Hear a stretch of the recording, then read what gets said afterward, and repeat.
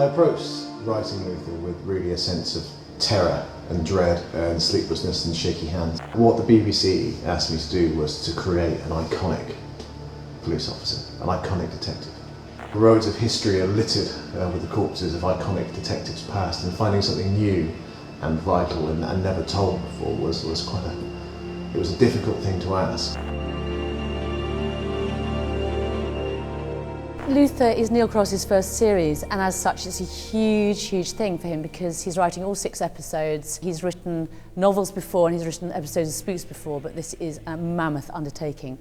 This is absolutely his creation and his voice, and I think that's what's so exciting about Luther the series is it has an authored feel to it, and I think that's something that we don't often see on British television.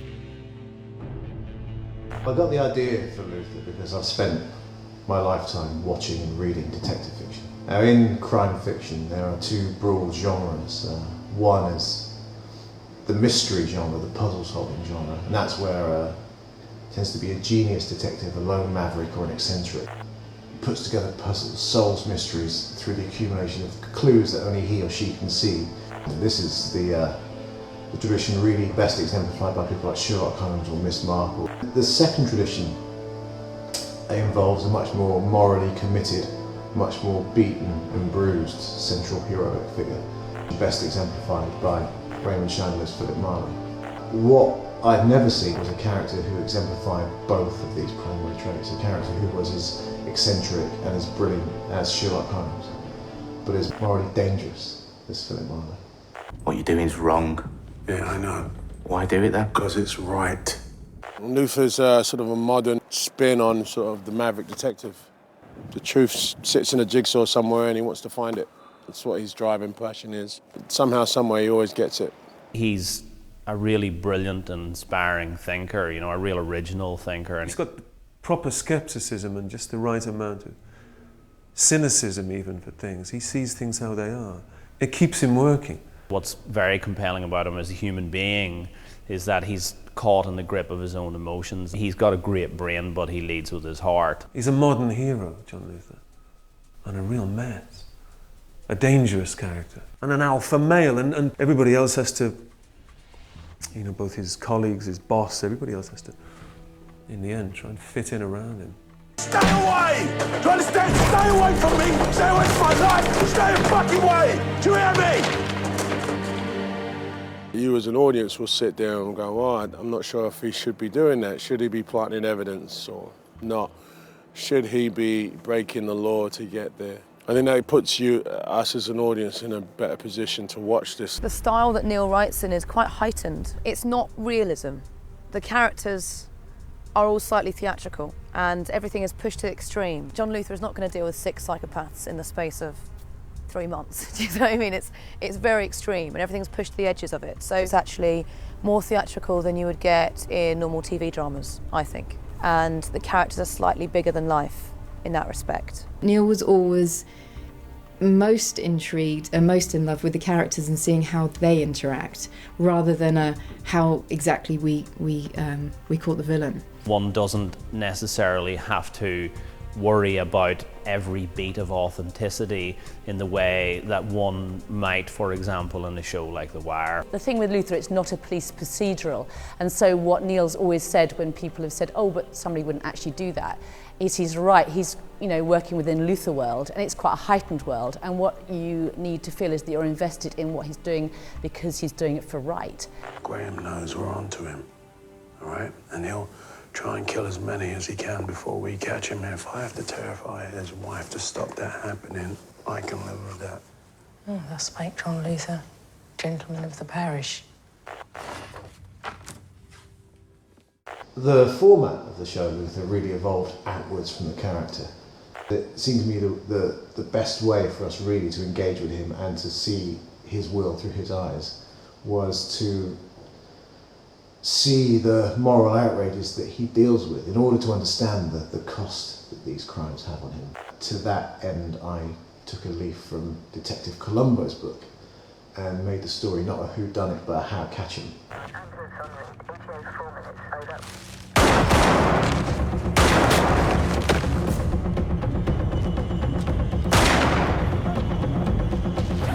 We haven't seen this style of storytelling, the sort of Columbo style of storytelling, for a while, so it feels pretty fresh now. The way the drama's set up, where you do realise who the criminal is in the first few pages, I think that allows you as an intelligent member of the audience to sort of make up your own conclusions about how Luther should go about doing it. If you consider the procedure is right and Luther doing his own thing is wrong, then where do you sit as an audience knowing who the killer is already? What do you think Luther should do or shouldn't be doing in order to get the criminal? It just sort of makes it more about the chase, doesn't it? And I think, you know, for me, surely the chase is better, isn't it? It's like, you know, you order a pizza or a Chinese and it's, I'm waiting for it, I'm hungry, I'm starving, and that's brilliant. They build, when's it coming, and then when it gets here, you eat it. Oh, I feel a bit sick now, so no, the chase is a bit better, isn't it? And it also stops those, you know, like any Scooby-Doo moments or anything where it's going to be like, oh, it was her all along, but she was fat and the bloke. There was a shooter, as far as we can establish. He turned the corner into the street down here. Just walked right up and shot her. Point blank? In the abdomen. This isn't right. I've just read Luther. I couldn't put it down. Oh, don't. I read the scripts on one summer's day on Highbury Fields and thought, God, I have to do this. It was a page turner for me, you know. I'd kept reading it, couldn't put it down. It was more and more sort of involved into the story as you turn the page. It was dark, interesting, the characters were really well defined. It reminded me of Silence of the Lambs, but what this did was turn it on its head by having a female psychopath interacting with the male police detective. Each one was surprising, each one almost got more and more visceral. It was brilliant at pushing a story along without it feeling expositional. I thought it was a real sort of different type of character. It's not romanticised, you know, and God knows we all love romance. You don't get many female roles which are, you know, are evil in that sense, and so I was really intrigued by it and thought it was a wonderful piece that you could have a lot of fun with. It was just so immediately arresting, a really bold and vibrant piece of writing. Katie, the producer, had gone round to all the agents and she rang me up and said, hey, Idris Elba's agents just said he would love to do something in this country, what do you think? And it was kind of like a breathtaking moment because we both went, what? You know, this is really exciting, this is what we've been looking for. We've always seen detectives that have, you know, sort of issues and so on and so forth, but there was something about the passion of Luther that inspired me. I was really impressed with Neil Cross's sort of point of view. He doesn't make any sort of excuses, you know, his mind is quite grotesque. So these characters in these episodes are equally grotesque. What Idris brought so beautifully was that huge intellect, but also you can see his emotions very clearly, and I think that makes your heart go out to him. Because he's such an emotional and soulful and sensitive guy, things which were written as flashes of pure intellectual genius suddenly come across as blind hunches. And so when people like Teller are saying to Luther, where is this coming from? This is completely illogical and unreasonable. You're actually inclined to agree with them. There was no screams, no sign of any altercation. That's not it. Trusted he knows them, maybe. He can't have known all four of them. No, he didn't. But they trusted him. They trusted him. I think we're looking for a taxi driver.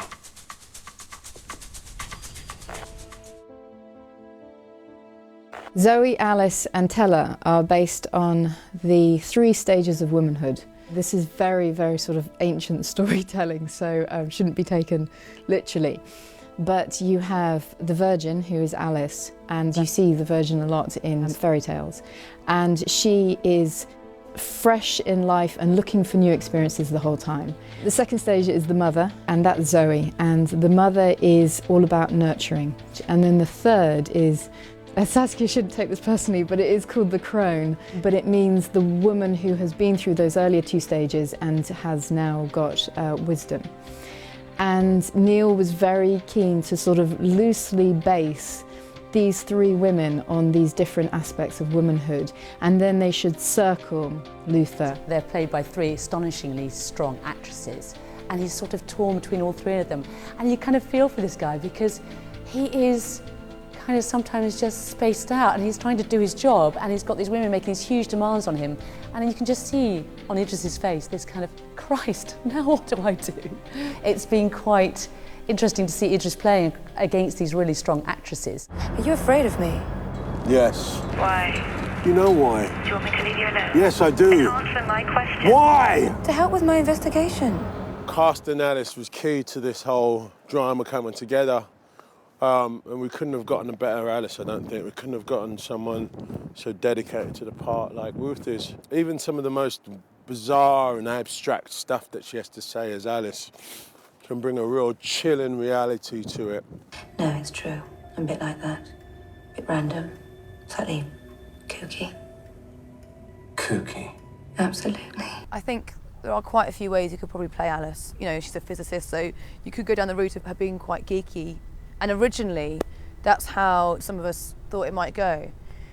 But, I don't know, I had an idea that she was almost too perfect. She was untouchable. She was someone that you'd see, you'd be struck by her because she was quite striking, or very striking, but you'd never see her again. So we moved very quickly away from mousy Alice, it could have been, to a very strong, strident, powerful, frightening in that way, but she's also sexy. There's a great irony that a man who seeks to uphold the law should find his strongest ally in a woman who he knows to be a killer. Everyone needs to be fascinated with something or somebody, and I think Alice is Luther's fascination. And his imagination, I think. Is she or isn't she part of Luther's imagination? Is she real? Is she not real? Is she an apparition? Is she the devil? There's a scene of me walking around him when I'm sort of toying with him, and then we did it without me being there. So, as if he was talking to himself. I mean, I was doing the lines off camera. I ain't that worried that I might sneak in and finish the job. Well, you might be mad, but you're not stupid.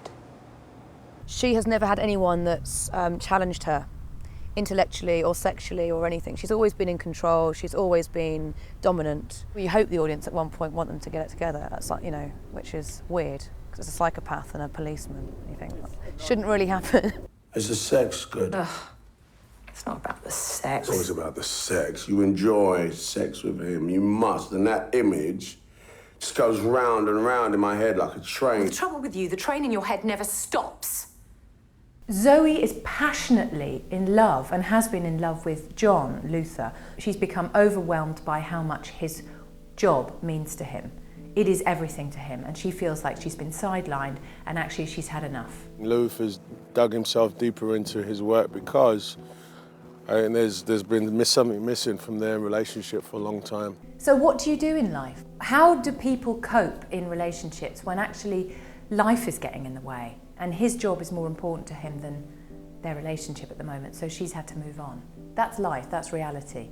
And she's found someone who's more stable and who she loves genuinely. And I think that's really exciting to play because there's dilemma. It feels to me Zoe is very much the heart and Alice is the head. And one without the other leaves him at a loss, and he needs both. I'm really excited about the fact that in the 5th episode, I get killed.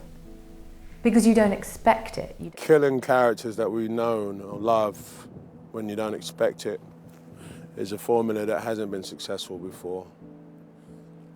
But now I think what it does is give audiences a sense of reality. You never know when it's your time to go, you know what I mean?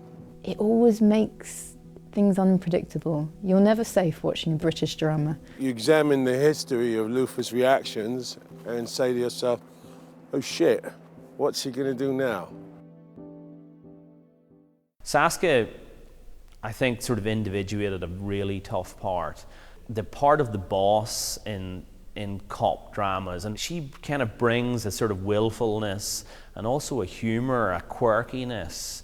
She really wanted to play the woman as opposed to the boss. Ian, we've got a special forces nut job out there gunning down uniforms, and this phone is our sole lead, and we don't ignore leads. So all we can do is go in hard and noisy, and as ready as is humanly possible to be. We let tactical do their job, and when it's done, we buy them a drink and tell them their biceps are sexy. Done? Yeah.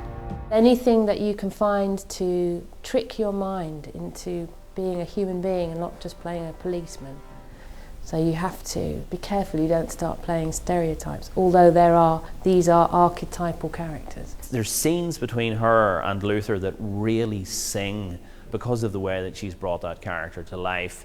You look at her on screen and you think, I actually really believe now that this man can function in this department. His relationship with Teller, being his boss, and also the wind under his sails, it's like, go. You know, I understand you for who you are and I understand how your mind works, but yet still I have to uphold the procedure that you are not going to. They're both a little bit off the wall, and I think the more bizarre he becomes, the more sort of she can counter him each time. He's driven by a fear that he might be on the devil's side, and his relationship with Taylor helps to throw that into sharp focus. You want to know the real tragedy about marriage? No thanks. Women always think men will change, but they don't. Men think women won't change, but they do. She makes some massive mistakes, and that's another thing I like about her. She's not as all-knowing as I perhaps like her to be. She's very narrow-minded about certain things. She has a very particular vision, and I think that lets her down.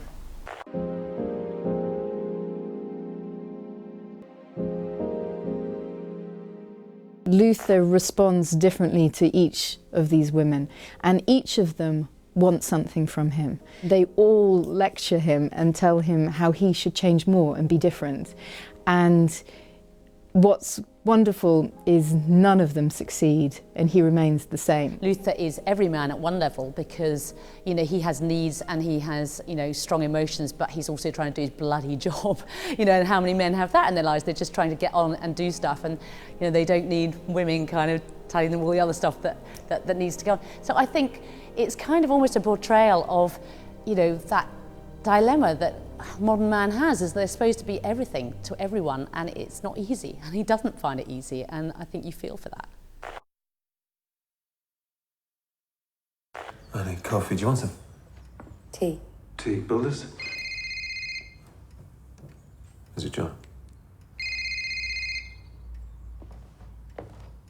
Mark tries his best to be and to represent that bit of calm he thinks that she needs. You can't hate Luther, he hardly knows him.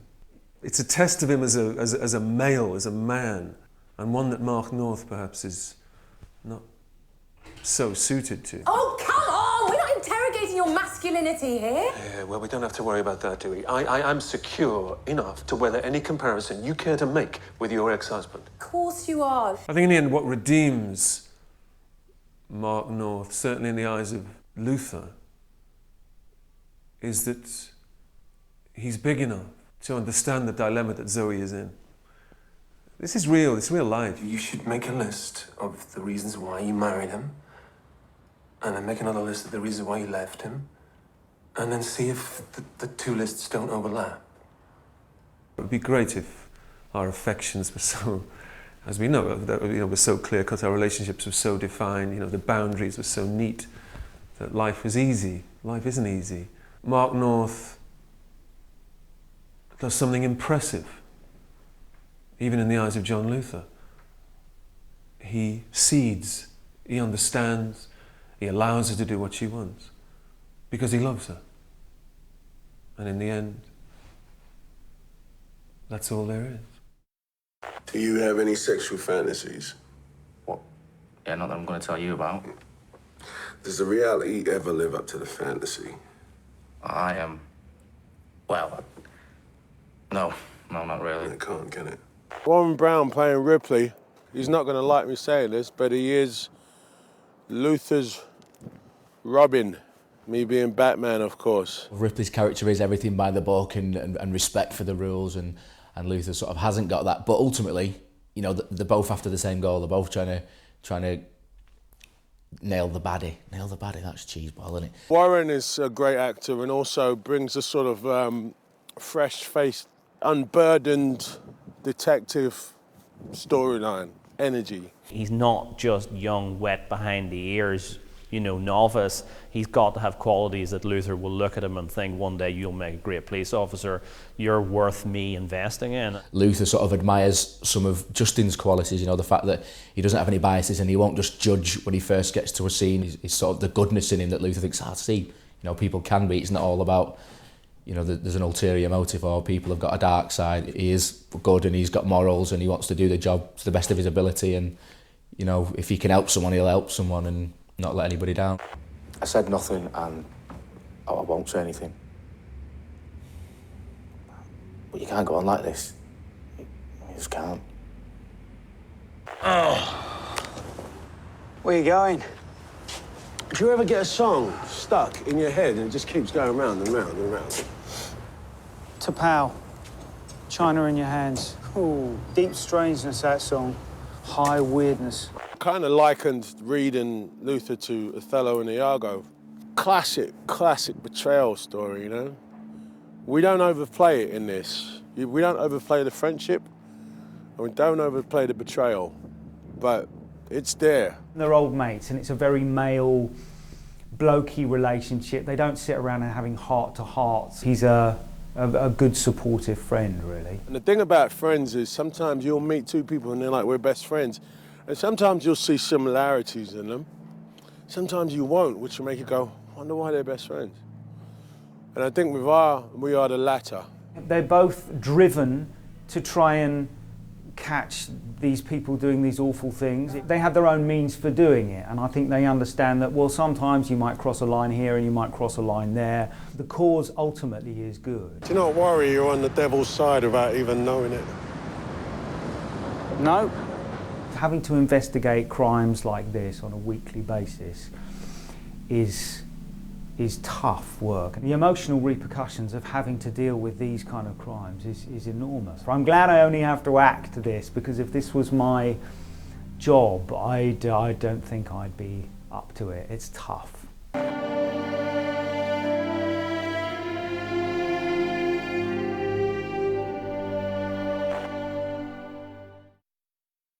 We have seen a lot of maverick cops, and you have to earn your space in the world, and we did genuinely believe that this guy had not been seen before, and it felt really necessary that we had to present him in a way that hadn't been seen before. I asked the BBC to send me every single crime drama that had been made in the last 15 years, and then this amount of discs turned up and I sort of swallowed and thought, oh God, I'm going to have to watch them all now. We began to feel that there was a tendency to just make a box, and the colours inside that box didn't make you feel like it was actually connected to the real world.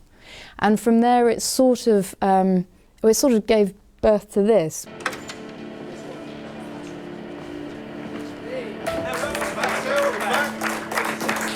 The vision for the show is you've got the staff of the Serious Crime Unit in the centre office here.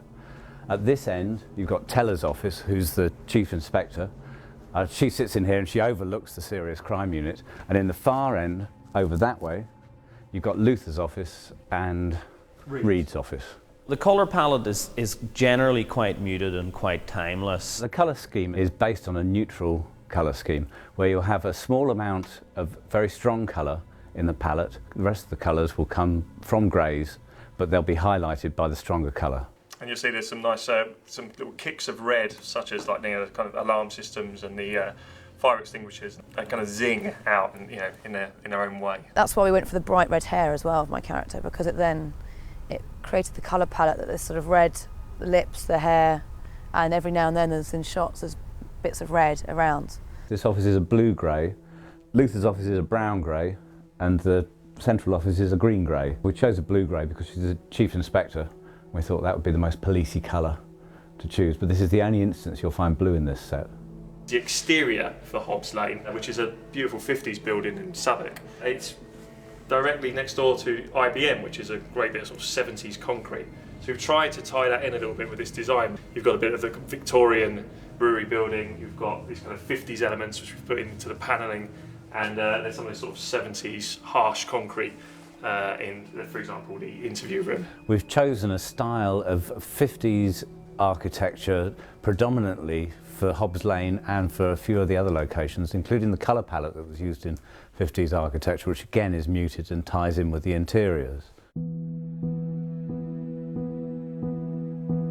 We wanted to, both with composition and lighting and framing, show who he is and how he thinks. I think particularly what we felt was that we're dealing with a thriller, and we're dealing with this man's way of looking at the world and the way his mind works, and that we wanted to get a little bit of tension into it for the thriller aspect, but we also wanted to have this slightly skewed worldview that Luther has. And when we arrived at this, what's become a bit of a Luther framing, lots of headroom and short-siding frames, and people pop right down in the bottom corners of frames.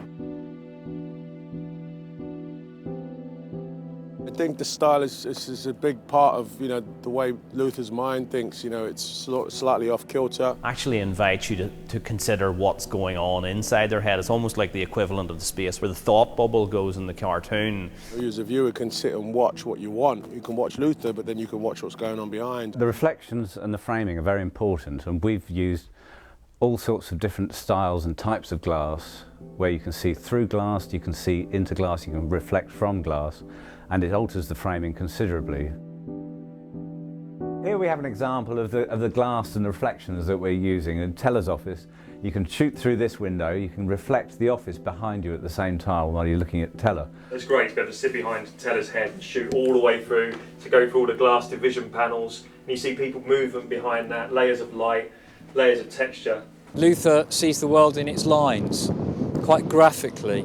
So we were always looking for graphic lines in our compositions and shapes, and I think you can see it in the finished films. I remember very early on banning the word gritty, because everyone just, you know, they read the content and they go, oh, it's very dark, it's very gritty, and it's like, no, it can't be gritty, it's got to be beautiful. It's got to be luscious. It's got to be something you want to watch rather than you feel terribly depressed about it.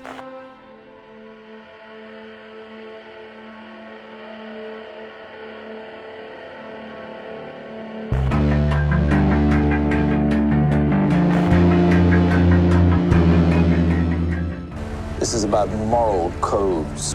Change state of play. I think Luther's character is particularly well defined and has the potential to be iconic.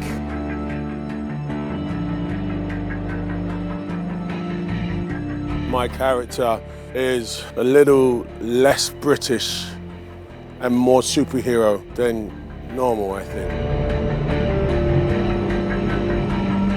He never changes his clothes. He's like an action hero from start to finish. He's a hero, and I don't find that there are many heroes around. He's that rare thing, a true original in the world of Maverick Cops, which is a very overcrowded world, and he really stands out.